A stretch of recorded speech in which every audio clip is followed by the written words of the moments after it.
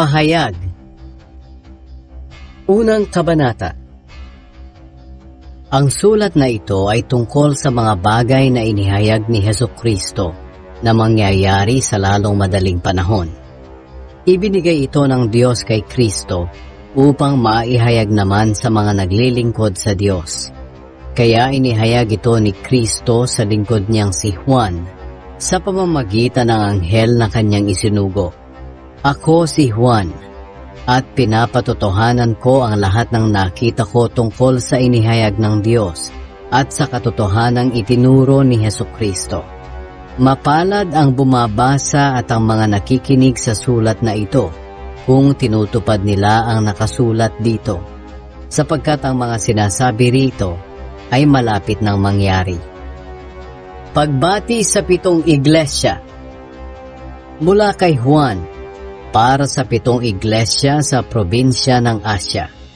Sumainyo nawa ang pagpapala at kapayapaang galing sa Diyos, sa Espiritu, at kay Hesukristo.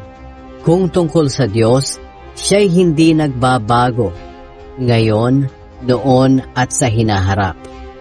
Kung tungkol sa 7 Espiritu, siya'y nasa harapan ng trono ng Diyos. At kung tungkol kay Hesukristo, siya ang mapagkakatiwalaang saksi. Siya ang unang nabuhay mula sa mga patay. At siya rin ang namumuno sa lahat ng hari sa lupa. Iniibig niya tayo. At sa pamamagitan ng kanyang dugo, iniligtas niya tayo sa ating mga kasalanan.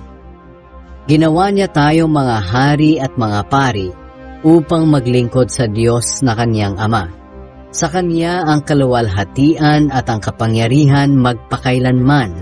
Amen. Magsipaghanda kayo. Darating si Jesus na nasa mga ulap. Makikita siya ng lahat ng tao, pati na ng mga pumatay sa Kanya, at iiyak ang mga tao sa lahat ng bansa sa mundo, dahil sa takot nilang sila ay parurusahan na niya. Totoo ito, at talagang mangyayari. Ang Panginoong Diyos ang makapangyarihan sa lahat. Kung ano siya noon, ganoon din siya ngayon, at maging sa hinaharap. Kaya sinabi niya, Ako ang Alpha at ang Omega. Nagpakita si Kristo kay Juan.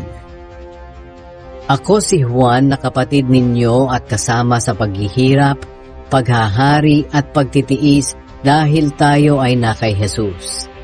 Itinapon ako sa isla ng Patmos dahil sa pangangaral ko ng salita ng Diyos at ng katotohanang itinuro ni Jesus.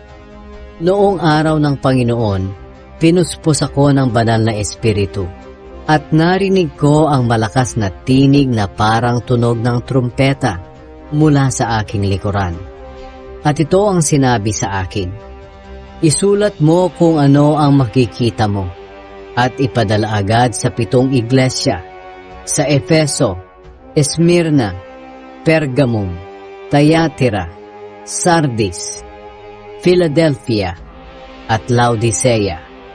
Nang marinig ko ito, lumingon agad ako upang tingnan kung sino ang nagsasalita sa akin.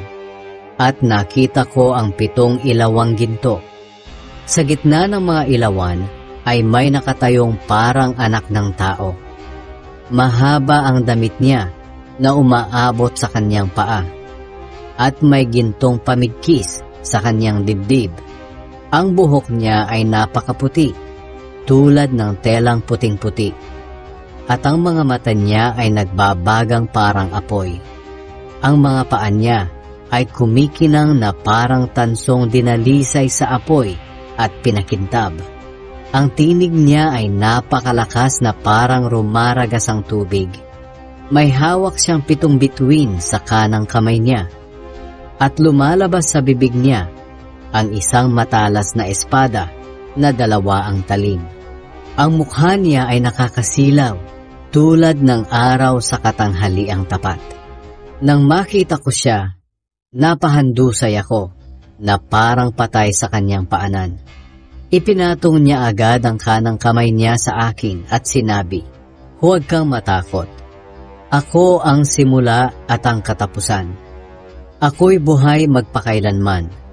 Namatay ako, pero masdan mo. Buhay ako, at hindi na muling mamamatay. Nasa ilalim ng aking kapangyarihan ng kamatayan at ang lugar ng mga patay. Kaya isulat mo ang mga bagay na ipinapakita ko sa iyo, ang mga bagay na nangyayari ngayon at ang mangyayari pa lang. Ito ang ibig sabihin ng 7 bituin na nakita mo sa kanang kamay ko at ang 7 ilawang ginto. Ang 7 bituin ay ang 7 anghel na nagbabantay sa 7 iglesia, at ang 7 ilawang ginto ay ang 7 iglesia.